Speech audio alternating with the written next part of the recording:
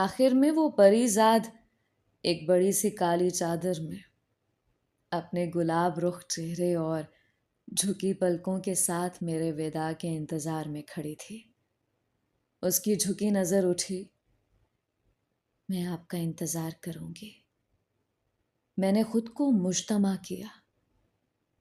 میں آپ کو آپ کے ہر انتظار کی حد سے پہلے آ کر ملوں گا۔ اب مجھے وداع کر دیں۔ اس نے پھر اپنی نظر جھکا لی۔ سب مدھم پڑ گیا۔ کچھ الوداع رخصت کرنے کے لیے نہیں، اگلی ملاقات کی پیشگی خوش آمدید کہنے کے لیے ہوتے ہیں۔ سو میں صرف اتنا ہی کہوں گی کہ خوش آمدید۔ میرے منہ سے بھی بے اختیار نکلا، خوش آمدید۔ ٹرین کی آخری سیٹی بھی بج چکی تھی۔ سلطان بابا نے زہرا کے سر پر ہاتھ رکھا اور ہم دونوں گاڑی میں سوار ہو گئے۔ ٹرین نے ایک ہچکولا لیا اور دھیرے دھیرے پلیٹ فارم سے نکلنے لگی۔ پلیٹ فارم پر کھڑے سبھی لوگوں نے ہاتھ ہلا کر الوداع کہا، لیکن زہرا کا ہاتھ یوں ہی ہوا میں جیسے معلق ہی رہ گیا۔ ٹرین کے سامنے سے ہٹتے ہی دور پہاڑوں کے پیچھے غروب ہوتے سورج کی ایک آخری کرن تیزی سے زہرا کی جانب لپکی اور میں نے بہت دور سے بھی اس کی آنکھ میں نمی کی چمکتی لہر دیکھی۔ شاید یہ جبل پور کے سورج کا مجھ اور زہرا کو آخری سلام تھا۔ پلیٹ فارم سے دھوپ اور اسٹیشن سے گاڑی دور ہوتی جا رہی تھی۔ سورج میرے دل سے بولا، سنو دسمبر، اسے پکارو، اسے بلا دو، اسے ملا دو۔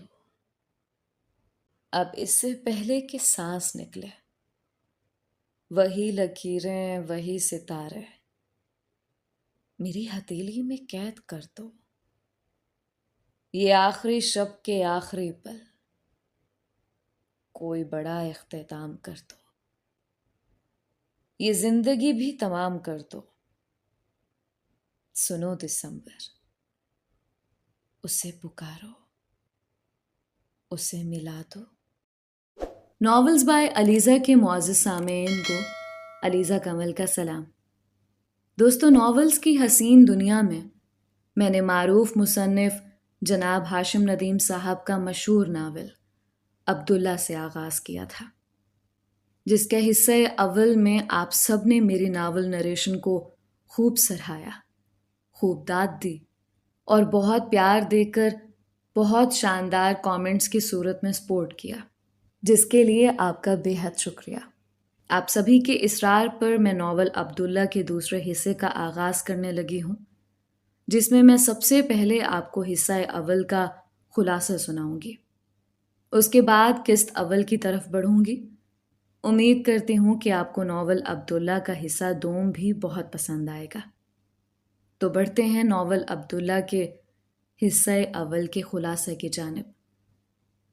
عبداللہ کے نام، جو میرے، تمہارے اور ہم سب کے اندر جانے کہاں چھپا بیٹھا رہتا ہے۔ شہر کے ایک اعلیٰ طبقے سے تعلق رکھنے والا ایک نوجوان ساحر ایک کار ریس کے اختتام پر خود کو ایک ساحلی درگاہ کے قریب پاتا ہے۔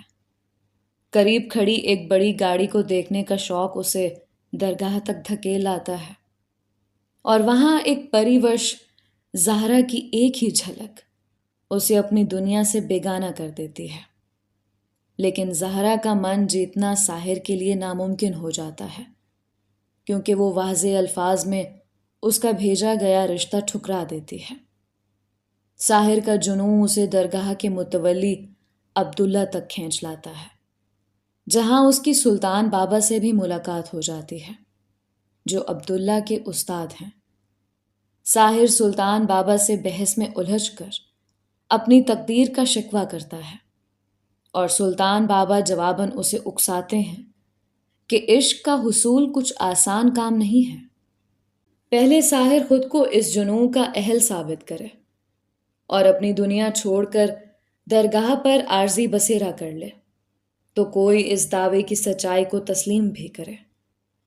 ساحر یہ چیلنج قبول کر لیتا ہے، لیکن تب اس پر یہ راز آشکار ہوتا ہے کہ زہرا کسی اور کی نہیں، خود درگاہ کے متولی عبداللہ کی نظر سے گھائل ہے۔ لیکن عبداللہ اسے بتاتا ہے کہ وہ اب شادی شدہ ہے اور زہرا کبھی بھی اس کی منزل نہیں رہی۔ ساحر گھر والوں کی اجازت سے درگاہ پر آ بیٹھتا ہے اور یہاں اسے اپنے نئے نام عبداللہ کی شناخت ملتی ہے۔ سلطان بابا پرانے عبداللہ کے ساتھ کسی سفر پر نکل جاتے ہیں اور ساحر مولوی خضر کی تربیت میں درگاہ پر اپنے شب و روز گزارنے لگتا ہے۔ مولوی خضر کی معیت میں اس پر کئی نئے اسرار کھلتے ہیں اور خود زہرا بھی ساحر کے جنوں کے آگے رکھی اپنی ڈھال کو زنگ زدہ پاتی ہے، لہٰذا ساحر سے درخواست کرتی ہے کہ وہ گھر واپس لوٹ جائے کیونکہ ساحر کا جنوں اس کے راستے کی دیوار ہے۔ ساحر گھر تو لوٹتا ہے لیکن اپنا سب کچھ درگاہ ہی میں چھوڑ آتا ہے۔ آخر کار ساحر کے والدین اس کی بٹی ہوئی زندگی اور تقسیم شدہ روح کے ہاتھوں مجبور ہو کر اسے دوبارہ درگاہ جانے کی اجازت دیتے ہیں، لیکن اس بار اس کی منزل درگاہ نہیں بلکہ سلطان بابا کا ساتھ ہے، اور ان دونوں کا پہلا پڑاؤ دور دراز کی سینٹرل جیل ہے جہاں سکندر نامی قیدی کی پھانسی اگلی صبح طے ہے۔ مقتول کی بیوہ نائلہ خود کبھی سکندر کی زندگی کی ڈور تھی، لیکن اب وہ سکندر کو پھانسی پر جھولتا دیکھنا چاہتی ہے۔ عبداللہ یعنی کہ ساحر کی کوشش تو رنگ لے آتی ہے۔ نائلہ آخری وقت میں سکندر کو معاف تو کر دیتی ہے، لیکن خود بھی سکندر کی سانسوں کے ساتھ اپنی زندگی کی بازی ہار جاتی ہے۔ سلطان بابا کا اگلا پڑاؤ رباب کی حویلی ہے، جہاں یاقوت نامی ایک جن زادہ رباب کی زلفوں کا اسیر ہے۔ وہ سلطان بابا کو شکست دینے کے لیے عبداللہ کے جسم پر اپنا تسلط قائم کر لیتا ہے، لیکن جیت آخر انسان ہی کی ہوتی ہے اور رباب یاقوت کے چنگل سے آزاد ہو جاتی ہے۔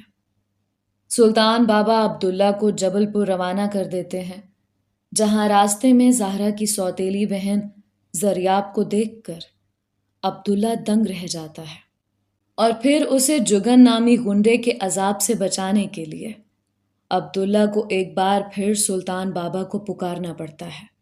زریاب تو جگن کی دست برد سے نکل آتی ہے، لیکن خود جبل پور کے خان کریم کی آنکھوں کا تارا لاریب عبداللہ کے ماں باپ کی زبانی ساحر اور زہرا کی لازوال داستان سن کر نادانستہ عبداللہ کو دل میں بسا لیتی ہے اور شدید بیمار پڑ جاتی ہے۔ عبداللہ کو ایک بار پھر زہرا کے مرہم کی ضرورت پڑ جاتی ہے اور وہ زہرا کو جبل پور طلب کر لیتا ہے، لیکن خود زہرا اس مرتبہ عبداللہ کی مستقل مزاجی اور محبت کے سامنے گھٹنے ٹیک دیتی ہے۔ لاریب کو زہرا کی سچائی اور اس جذبے کی طاقت دوبارہ زندگی کی طرف لوٹنے پر مجبور کر دیتی ہے، اور زہرا عبداللہ سے کہتی ہے کہ اب اس کی روح عبداللہ کے بلاوے کی منتظر رہے گی۔ سلطان بابا اور عبداللہ جبل پور سے اپنے نئے سفر پر نکل پڑتے ہیں۔ میری آوارگی میں کچھ دخل ہے تمہارا بھی محسن، میری آوارگی میں کچھ دخل ہے تمہارا بھی محسن، تمہاری یاد آتی ہے تو گھر اچھا نہیں لگتا۔ ہمیں جبل پور سے نکلے تیسرا دن تھا اور اب تک ہم 2 ٹرینیں بدل چکے تھے۔ رفتہ رفتہ ہمارے آس پاس کے مناظر سے سبزہ اور پہاڑ اوجھل ہوتے جا رہے تھے، اور تیسرے دن دوپہر تک باہر کا موسم یکسر بدل چکا تھا۔ ریت اور گرد کے بگولے گاڑی کی ادھ کھلی کھڑکیوں اور سالوں سے زنگ خوردہ جامد دروازوں سے ہمارے استقبال کو یوں اندر لپک رہے تھے جیسے کوئی صدیوں کا بچھڑا اپنے گمشدہ محبوب کی طرف بڑھتا ہے۔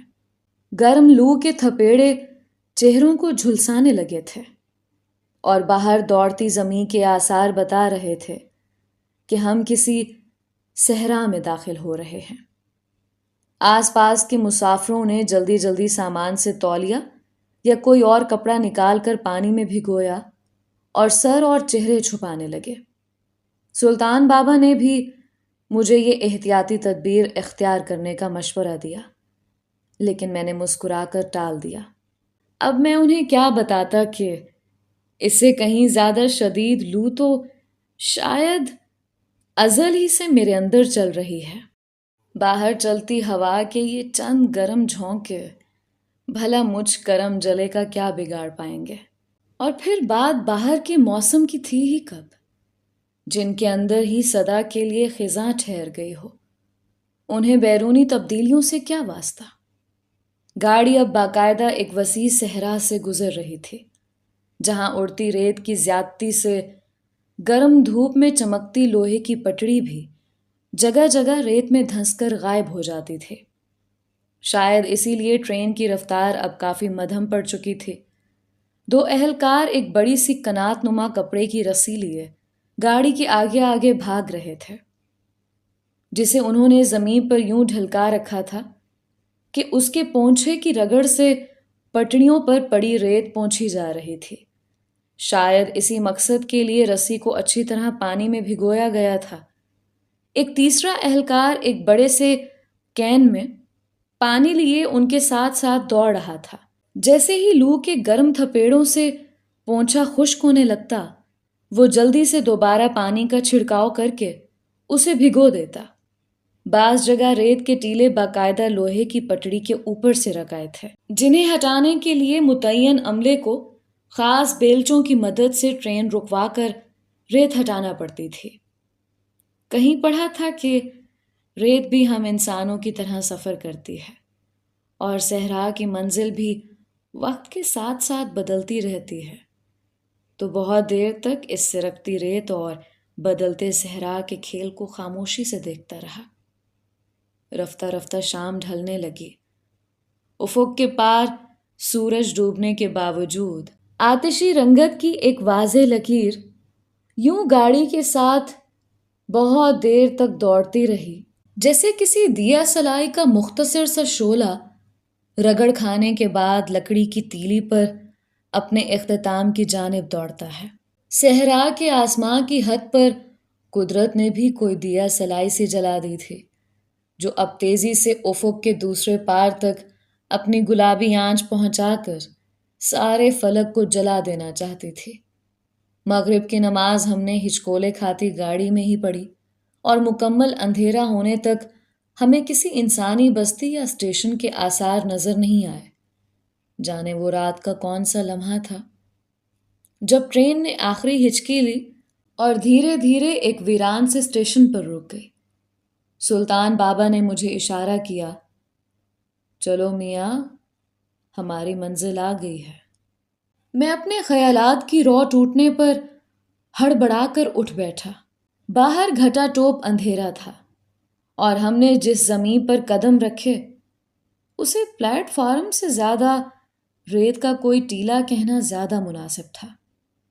چند قدم کے فاصلے پر ایک برآمدے کے پیچھے 3-4 کمرے ایستادہ تھے، جن میں سے ایک کے اندر میل خوردہ لالٹین کی کمزور سی روشنی کھڑکی کے ملگجے شیشوں سے چھن کر باہر آ رہی تھی۔ پلیٹ فارم کی ہر چیز کو گرد اور ریت کی موٹی تہہ نے ڈھانپ رکھا تھا۔ جب تک سلطان بابا اندر اسٹیشن ماسٹر کے کمرے سے کچھ معلومات حاصل کر کے آئے، تب تک میں نے پلیٹ فارم پر بچھے ایک لکڑی کے تختے نما بینچ کو دوبارہ اپنے ہاتھ سے جھاڑ کر اس کی سطح صاف کرنے کی کوشش کی، لیکن چند لمحوں ہی میں پھر سے تیز ہوا کے ساتھ اڑتی ہوئی ریت نے اسے ڈھک لیا تھا۔ ہم انسان ساری زندگی اس گرد سے خود کو بچانے کی کوشش کرتے رہتے ہیں، لیکن بالآخر ایک دن یہی مٹی ہمیں اپنی پناہ میں لیتی ہے۔ سچ ہے، آخرکار سب مٹی ہو جاتا ہے۔ دفتن مجھے ایک عجیب سا احساس ہوا، جیسے کوئی اور بھی پلیٹ فارم پر رات کے اس سناٹے میں موجود ہو اور مجھے دیکھ رہا ہو۔ میں نے چونک کر نظر اٹھائی تو دور پٹڑیوں کے دوسری پار جہاں اسٹیشن کی حد ختم ہو رہی تھی اور جہاں لوہے کی ایک بڑی سی راڈ کو بطور گھنٹی لٹکایا گیا تھا، ایک نوجوان لڑکی کا ہیولہ سا دکھائی دیا۔ لیکن ٹرین تو کب کی جا چکی تھی۔ پھر اس ویرانے میں اتنی رات گئے ایک تنہا لڑکی کیا کر رہی تھی؟ اس نے ایک کالی چادر اوڑھ رکھی تھی جس پر سفید پھول کڑے ہوئے تھے، لیکن فاصلہ زیادہ اور اسٹیشن کی دم توڑتی روشنی اتنی کم تھی کہ میں اس کے چہرے کے خد و خال کو ٹھیک طرح سے دیکھ نہیں پایا تھا۔ اور تبھی اچانک اپنے عقب میں مجھے سلطان بابا کے کھانسنے کی آواز سنائی دی۔ کن سوچوں میں گم ہو میاں؟ ہمیں ابھی بہت سفر پیدل طے کرنا ہے۔ اگر تھکن زیادہ ہے تو ہم رات بھر اسی اسٹیشن پر قیام کر سکتے ہیں، لیکن پھر بہت سویرے نکلنا ہوگا، کیونکہ صحرا میں سورج نکلتے ہی بہت شدید گرمی ہو جاتی ہے۔ سلطان بابا کو ہمیشہ ہی میرے آرام کی فکر کھائی جاتی تھی۔ میں مسکرایا۔ نہیں، ہم ابھی سفر کریں گے، میں بالکل تازہ دم ہوں۔ سلطان بابا نے میرا کاندھا تھپ تھپایا اور آگے بڑھ گئے۔ میں نے پلیٹ فارم سے نکلنے سے پہلے پلٹ کر دیکھا، وہ لڑکی اب وہاں نہیں تھی۔ ایک لمحے کو مجھے یوں محسوس ہوا کہ جیسے یہ کوئی واہمہ ہو، لیکن وہم اس قدر جزیات کے ساتھ نہیں اترتے۔ بہرحال میں سر جھٹک کر صحرا میں آگے بڑھتے سلطان بابا کے نقش قدم پر چل پڑا۔ جن لوگوں نے صحرا کی ڈھلتی رات کو جیا ہے وہ اس کے سحر سے ضرور واقف ہوں گے۔ مجھے یوں محسوس ہو رہا تھا کہ جیسے پوری کائنات ایک آسمان بن گئی ہو اور اس پر چمکتے ان گنت تارے مجھ سے سرگوشیاں کر رہے ہوں کہ ہمیں چھوڑ کر کہاں چل دیے۔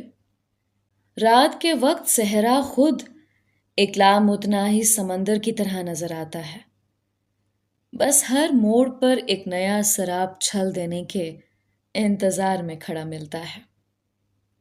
جانے یہ تارے صحرا میں اتنے روشن اور چمکدار کیسے ہو جاتے ہیں؟ میرے مقدر کا ستارہ تو سدا کا دھندلا تھا۔ صبح ہونے سے کچھ پہلے ہم ایک صحرائی بستی میں داخل ہو چکے تھے۔ بستی کیا تھی، بس ویرانہ ہی تھا۔ کچے گھروں کی طویل قطاریں دور دور تک صحرا میں پھیلی ہوئی تھیں، جنہیں کیکر نما ایک جھاڑی کی باڑھ سے ڈھکا گیا تھا۔ بستی کی زبوں حالی اور غربت ان کچے جھونپڑوں ہی سے ظاہر تھی۔ البتہ کچھ آگے بڑھنے پر چند پکی عمارتیں اور پھر خاکی رنگ کی ایک بہت بڑی سی قلعہ نما عمارت بھی نظر آئی۔ شاید پوری بستی میں یہی ایک واحد عمارت تھی جہاں بجلی کی روشنی نظر آ رہی تھی۔ فضا میں ایک عجیب سی گڑگڑاہٹ کی آواز سے یہ بھی ظاہر ہو رہا تھا کہ یہ اجالا کسی بہت بڑے جنریٹر کا مرہون منت ہے۔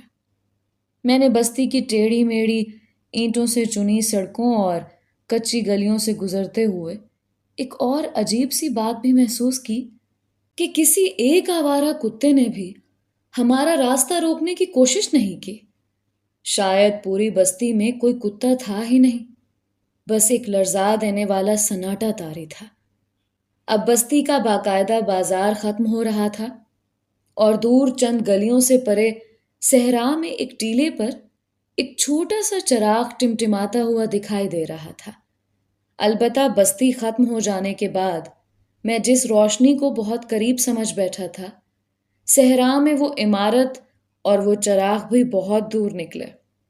چراغ نے دھیرے دھیرے ایک بڑی سی گیس بتی کی شکل اختیار کر لی اور ریت کا ٹیلا دھیرے دھیرے صحرا میں کھڑے ایک بوسیدہ مزار کی عمارت کی شکل اختیار کرتا گیا۔ یہی زرد اینٹوں سے چنا گیا صدیوں پرانا مزار ہماری منزل تھا، جو صحرا میں ریت کے ایک بہت بلند ٹیلے پر واقع تھا۔ میں نے پلٹ کر دیکھا، دور بستی کے کچے گھر اور وہ قلعہ بچوں کے بنائے گئے گھروندوں سے معلوم ہو رہے تھے۔ مزار کا بوسیدہ لکڑی کا گیٹ تیز ہوا سے جھول کر اس سناٹے میں ایک عجیب سی آواز پیدا کر رہا تھا، جیسے نئے آنے والے مہمانوں سے اپنی بے کسی کی فریاد کر رہا ہو۔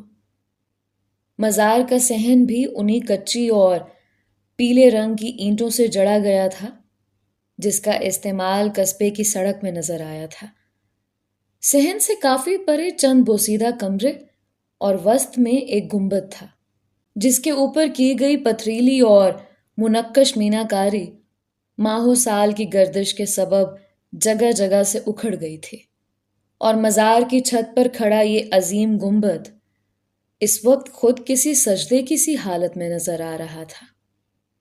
دفتن میرے دل میں وہی پرانا سوال پھر سے جاگ اٹھا، لوگ ان مزاروں پر کیوں آتے ہیں؟ ان برستی ویرانیوں کا ہمارے دل کی ویرانی سے کیا رشتہ ہے؟ آہٹ سن کر اندر سے ایک بوڑھا نکل آیا اور اس نے بڑے تپاک سے ہم دونوں کا استقبال کیا۔ سلطان بابا اسے اکرام اللہ کے نام سے مخاطب کر رہے تھے، اور جب انہوں نے عبداللہ کے نام سے میرا تعارف کروایا تو اس نے پہلے تو چونک کر ایک بار پھر سے میرا بغور جائزہ لیا اور پھر نہایت شفقت سے میرے سر پر ہاتھ رکھ کر دعا دی، خدا تمہیں تمہارے مقصد میں کامیاب کرے۔ میں نے چونک کر اس کی جانب دیکھا۔ وہ کس مقصد کی بات کر رہا تھا؟ اگر زہرا ہی میرا مقصد تھی تو شاید اسے تو میں حاصل کر چکا تھا، تو پھر زہرا کے بعد وہ کون سا مقصد تھا جو مجھے ان ویرانوں میں در بدر بھٹکا رہا تھا؟ یہ کیسی تلاش تھی جو ختم ہونے کے بعد ہی شروع ہوتی تھی؟ کچھ ہی دیر میں فجر کا وقت بھی ہو گیا۔ اکرام اللہ صاحب نے اذان دی اور سلطان بابا کی معیت میں ہم دونوں نے باجماعت نماز پڑھ لی۔ کچھ ہی دیر میں پھر شفق سے قدرت کی وہ اندیکھی دیا سلائی سلگی اور مدھم شعلے جیسی ایک گلابی روشنی افق کے ایک کونے سے دوسرے کونے کی جانب لپکی۔ میں پل بھر کے لیے مبہوت سا رہ گیا۔ فلک پر ایسا چراغاں میں نے پہلے کبھی نہیں دیکھا تھا۔ کچھ ہی دیر میں اکرام صاحب پیتل کی چھوٹی سی کیتلی میں چائے اور ایک چنگیر میں روٹی کے چند ٹکڑے لیے اندر سے برآمد ہوئے۔ چائے کا پہلا گھونٹ لیتے ہی میرے منہ میں ریت کا ذائقہ اور ذرے بھر گئے۔ مجھے سمجھ نہیں آیا تھا کہ میں اس ریت بھری چائے کو نگلوں یا اگلوں۔ یہی حال گندم کے آٹے سے بنی اس روٹی کا بھی تھا۔ اکرام صاحب غور سے میری حالت دیکھ رہے تھے، دھیرے سے مسکائے۔ بھئی یہاں کی ہر چیز میں تمہیں اس ریت کا ازلی ذائقہ ملے گا۔ آٹا اور چینی کتنے بھی ڈھانک کر رکھو، ریت کہیں نہ کہیں سے اندر چھن ہی آتی ہے۔ سچ تو یہ ہے کہ ہم کال گڑھ والے اب اس ریتلے ذائقے کے اس قدر عادی ہو چکے ہیں کہ اب تو سالن میں نمک مرچ اور دیگر مسالوں کے ساتھ ریت کا بھی باقاعدہ حساب رکھنا پڑتا ہے۔ مجھے افسوس ہے کہ میں تمہیں یہاں گھر جیسا ناشتہ نہیں پیش کر سکتا۔ ان کا آخری جملہ سن کر میرے ہونٹوں پر بھی مسکراہٹ آ گئی۔ اب میں انہیں کیا بتاتا کہ ایک وقت تھا کہ ساحر صاحب صبح کا ناشتہ صرف اس لیے چھوڑ کر جاتے تھے کہ فرانس کا مارملیڈ اور مصر کا شہد میز پر موجود کیوں نہیں۔ ہالینڈ کے بنے ہوئے دلیے کے علاوہ اگر کوئی دیسی یا بدیسی کارن فلیکس ہوتا تو سارا دن مزاج بگڑا رہتا۔ ہم انسانوں کی زندگی بھی کیسے کیسے انجان موڑوں اور غلام گردش جیسی اجنبی گولائیوں سے بھرپور ہوتی ہے۔ کون کب کیا ہو جائے کس کو خبر۔ کچھ ہی دیر میں سورج کا گولا مشرق سے بلند ہوا اور آنن فانن جیسے ہر چیز کو آگ سی لگ گئی۔ میں نے صحرا کی گرمی اس سے پہلے کبھی نہیں جھیلی تھی۔ کبھی پاپا یا کاشف کے ساتھ شکار یا کیمپ فائر کے لیے جانا ہوا بھی تو ہمارے ساتھ بڑے بڑے جنریٹر ہوتے تھے اور ہمارے خیموں کو ٹھنڈا کرنے کا پورا اہتمام ہمارے ساتھ ہی سفر کرتا تھا۔ لیکن یہ تپش 2 گھنٹوں میں ہی مجھے یوں لگنے لگا تھا جیسے میرے وجود کے ساتھ روح بھی پگھل کر بہہ جائے گی۔ یہ نیلا آسمان ایسے قہر بھی برساتا ہوگا، مجھے اندازہ نہیں تھا۔ کال گڑھ ایک صحرائی بستی تھی جس کے نام کی وجہ تسمیہ بھی صدا کا کال اور قحط ہی تھا۔ یہاں برسوں سے بارش نہیں برسی تھی اور پانی یہاں آب حیات سے بھی بڑی عیاشی تھی۔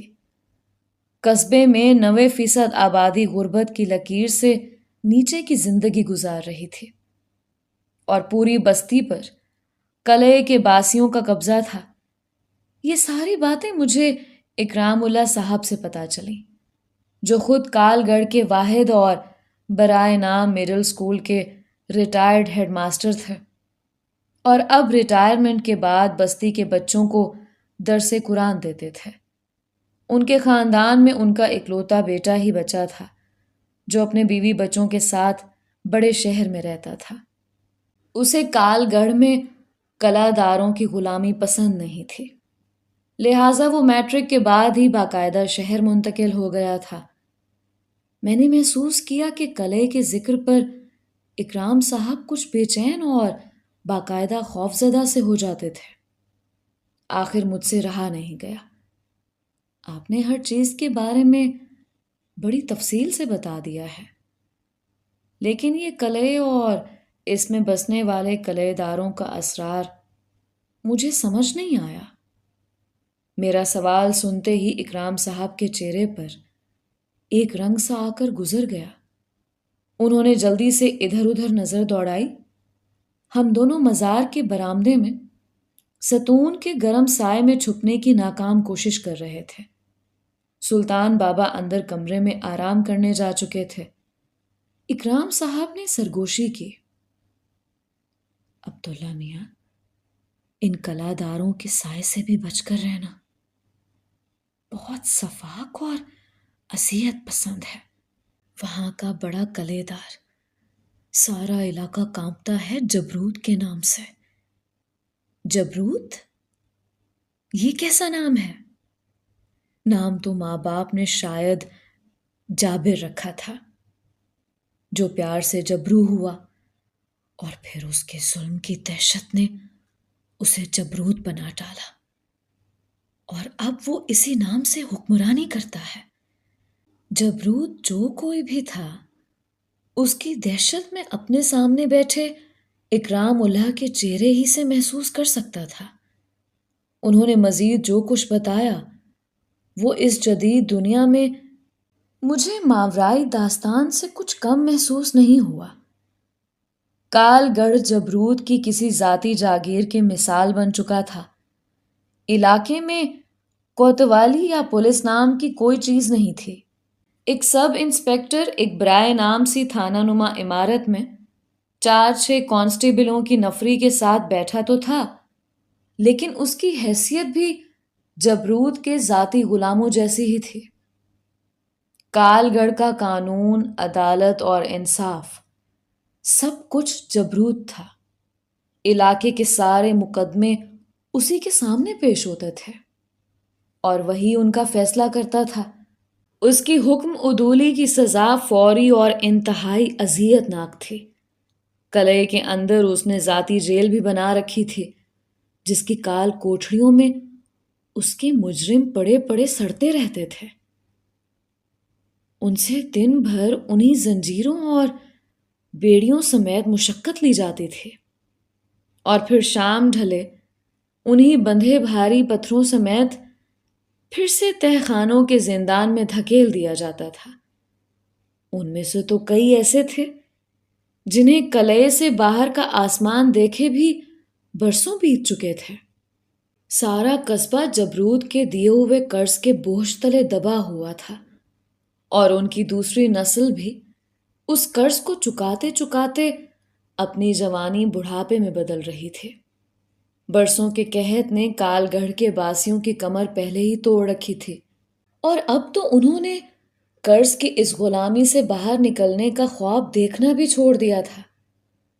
قلعے میں جبروت کے پہرے داروں اور محافظوں کی فوج کے علاوہ اس کی 3 بیویوں اور کتوں کی ایک فوج بھی رہتی تھی۔ جبروت کو اگر دنیا میں کسی چیز سے پیار تھا تو وہ اس کے پالے ہوئے خونخوار کتے تھے، جنہیں وہ اولاد سے زیادہ عزیز رکھتا تھا۔ ویسے بھی جبروت کی تمام اولاد بچپن ہی میں ماں کی گود ہی میں خدا کو پیاری ہو جاتی تھی۔ اسی اولاد کی خواہش میں اس نے یکے بعد دیگرے 4 شادیاں کیں، اور چوتھی بیوی کا انتقال بھی زچگی کے دوران ہی ہوا تھا۔ لیکن کچھ افسانے یہ بھی دہراتے تھے کہ جبروت نے خود ہی کسی بات پر ناراض ہو کر اسے زہر دے دیا تھا۔ وجہ کچھ بھی رہی ہو، آج کل پھر جبروت کی چوتھی بیوی کا کمرہ اور نشست خالی تھی۔ ایسا پہلے بھی کئی مرتبہ ہو چکا تھا، اور ہر بار پوری بستی کی اس وقت تک جان پر بنی رہتی تھی جب تک جبروت کہیں نہ کہیں سے کوئی نئی نویلی چوتھی بیوی بیاہ کر نہیں لے آتا تھا۔ 4 کی اس گنتی کو 3 کرنے میں جبروت کی کسی نہ کسی بیوی کو کبھی ہیضے، کبھی سانپ کے کاٹے، کبھی بخار، اور کبھی کسی دوسری انہونی کے ہاتھوں موت کے گھاٹ اترنا ہی پڑتا تھا۔ سچ ہے، قدرت کے لکھے کو بھلا کون ٹال سکتا تھا؟ لیکن 4 کی گنتی پوری کرنے کے چند دن بعد ہی جبروت پھر سے ان کھلونوں سے اوب جاتا اور پھر سے قدرت کے لکھے کا انتظار کرنے لگتا۔ ہاں، البتہ اس کی دلچسپی اگر سدا کسی مشغلے میں برقرار رہی تو وہ تھی خونخوار بھیڑیا نما کتوں کی دیکھ بھال اور نشو نما۔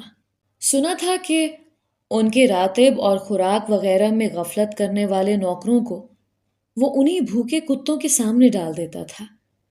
دن میں 3 مرتبہ ان کتوں کو خوراک، ورزش اور غسل کے بعد ٹہلائی کے لیے جب بستی میں نکالا جاتا تھا تو جبروت خود ان کے ساتھ ہوتا، اور انہیں دیکھ کر ہی بستی والوں کا پتہ پانی ہو جاتا۔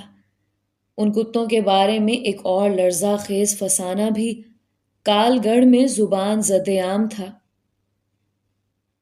کہنے والے کہتے تھے جبروت اپنے مخالفوں اور دشمنوں کے ساتھ ایک عجیب کھیل کھیلتا تھا۔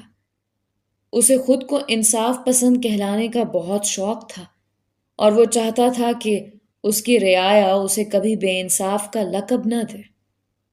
لہٰذا اپنے دشمنوں کو مروانے سے پہلے وہ انہیں پیشکش کرتا تھا کہ اگر اس کا دشمن چاہے تو اب بھی اس کی جان بخشی ہو سکتی ہے، بس اسے جبروت کے ان لاڈلوں کو ہرانا ہوگا۔ کھیل یہ طے پاتا تھا کہ ملزم کو کال گڑھ کا تپتا صحرا بھاگ کر پار کرتے ہوئے 7 کوس کے فاصلے پر موجود ریلوے اسٹیشن تک پہنچنا ہوتا تھا۔ شکار کے سرپٹ صحرا میں دوڑنے کے ٹھیک 15 منٹ بعد جبروت کے خونخوار درندے بھی اس دشمن کے تعاقب میں چھوڑ دیے جاتے تھے۔ کہتے ہیں کہ آج تک ایک ایسا خوش نصیب ثابت نہیں ہو سکا تھا جس کی لرزہ خیز چیخوں سے کال گڑھ کا صحرا نہ گونجا ہو۔ بستی میں داخل ہونے والے ہر ذی روح کو پہلی سلامی کے لیے جبروت کے حضور پیش ہونا پڑتا تھا، ورنہ وہ شخص پہلے دن سے ہی باغی قرار پاتا تھا۔ اکرام صاحب کے بقول میں اور سلطان بابا اس لحاظ سے خوش نصیب تھے کہ جبروت 2 دن سے کسی کام سے شہر گیا ہوا تھا، لہٰذا اسے فی الحال ہماری کال گڑھ میں موجودگی کا پتہ نہیں چل پایا تھا۔ لیکن ساتھ ہی وہ اس بات سے بھی پریشان تھے کہ جب جبروت کی واپسی ہوگی تو وہ ضرور ہم دونوں سے ملنا چاہے گا۔ اکرام صاحب نے پریشانی سے سر ہلایا۔ دفتن تب ہی ہمارے عقب میں آواز ابھری، جب جب جو جو ہونا ہے تب تب سو سو ہوتا ہے۔ میں اچھل ہی تو پڑا۔ سلطان بابا جانے کب سے ہمارے عقب میں کھڑے جبروت نامی اس عجیب الخلقت کردار کے فسانے سن رہے تھے۔ میں نے گھبرا کر ان کے چہرے کی جانب دیکھا جہاں حسب معمول ملامت آمیز سکوت پھیلا ہوا تھا۔ اکرام صاحب ہمارے دوپہر کے کھانے کا بندوبست کرنے چلے گئے۔ اسی سوچ و بچار میں شام بھی ڈھل گئی اور پھر سے وہی خوابناک صحرا کی رات تاروں بھرا آنچل لیے ہمارے سروں پر آ کر ٹھہر گئی۔ اکرام صاحب مغرب سے کچھ پہلے ہی واپس لوٹ چکے تھے۔ عشاء کے بعد سلطان بابا نے مجھ سے کہا، اب تم بھی ذرا کمر ٹکا لو عبداللہ میاں، میں بھی کمرے میں اپنی تسبیح پوری کروں گا۔ لیکن میری بنجر آنکھوں میں بھلا نیند نے کب آبیاری کی تھی۔ سو کچھ دیر کروٹیں بدلنے کے بعد گرمی اور حب سے پریشان ہو کر مزار کے صحن میں نکل آیا۔ آسمان پر چمکیلے ستاروں کا کارواں مجھے دیکھ کر مسکایا۔